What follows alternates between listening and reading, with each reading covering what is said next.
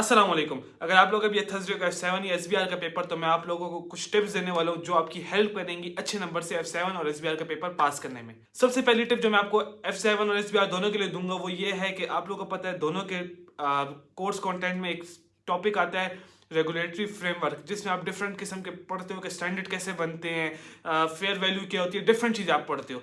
तो बहुत सारे बच्चे, जैसे कि मैंने खुद अपने पेपर के टाइम में SBR F7 दोनों में बिल्कुल उसको इंपॉर्टेंस ही दी थी, और जब मैंने F7 का पेपर दिया था और अब मैं उसका परफॉर्मेंस डैशबोर्ड पे मार्क्स देखता हूँ रेगुलेटरी फ्रेमवर्क के, तो वो 0% है। क्योंकि जब MCQs आते हैं इस टॉपिक से या SBR में कुछ टेस्ट होता है, तो फिर उस वक्त इंसान कंफ्यूज हो जाता है, स्टूडेंट कंफ्यूज हो जाता है। तो इट्स बेटर कि अब 3 दिन में से आप कम से कम 2-2.5 घंटे उस टॉपिक को दे दो, उस चैप्टर को दे दो और उसको थॉरली रीड कर लो, और इंशाल्लाह आप लोगों को बहुत हेल्प करेगा पेपर में। सेकंड टिप आप लोगों को दूंगा F7 के बच्चों को, क्योंकि आप लोगों को पता है 60 मार्क्स के MCQs OTQs वगैरह आपके पेपर में आएंगे।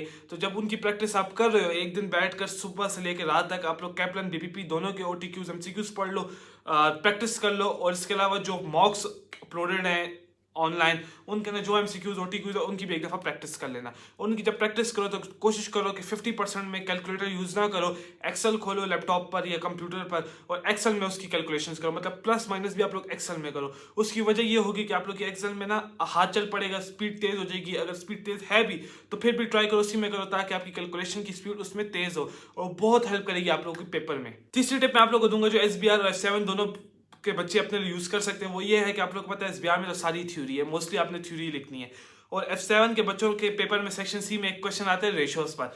तो बच्चों को समझ नहीं पड़ती कि यार हम इस पे क्या लिखेंगे, कितनी बातें लिखेंगे। मतलब आपको जितना अच्छा लिखोगे, जितना क्वालिटी कंटेंट लिखोगे, उतने अच्छे मार्क्स मिलेंगे। तो उसके लिए बेस्ट टिप ये है कि आप लोग तकरीबन आधा दिन या एक दिन पूरा रेशियोज के क्वेश्चंस को डेडिकेट कर लो इन 3 दिनों में से। उसमें ये करो कि आप लोगों के जितने भी क्वेश्चंस है किसी भी एक कैट के, वो उठाओ। F7 के बच्चों के लिए कह रहा हूँ, और देखो कि अगर GP मार्जिन इंक्रीज हो रहा है तो आप लोगों के दिमाग में क्या पॉइंट बनेगा उसके लिए, या रिड्यूस हो रहा है तो क्या पॉइंट बनेगा। पहले क्वेश्चन रीड करो, ठीक है, और बनाओ अपने माइंड में पॉइंट्स। फिर जाके देखो एग्जामिनर ने क्या पॉइंट्स लिखे हैं, और एग्जामिनर ने मोस्टली हर चीज़ में 2-2 3-3 पॉइंट्स लिखे होते हैं। तो आप लोग उस चीज़ को पढ़ो, देखो कि एग्जामिनर ने ये क्यों लिखा हुआ है। जब भी आप लोग खुद अपनी आंखों से पढ़ोगे, प्रैक्टिस करने की कोई जरूरत नहीं है, पढ़ोगे ना जब, तो आप लोग के माइंड में वो चीज़ें जमा होती जाएंगी। वो एक मैंने बाकी पेपर की टिप में भी कहा, टिप्स में कहा था कि बैंक बनता जाएगा।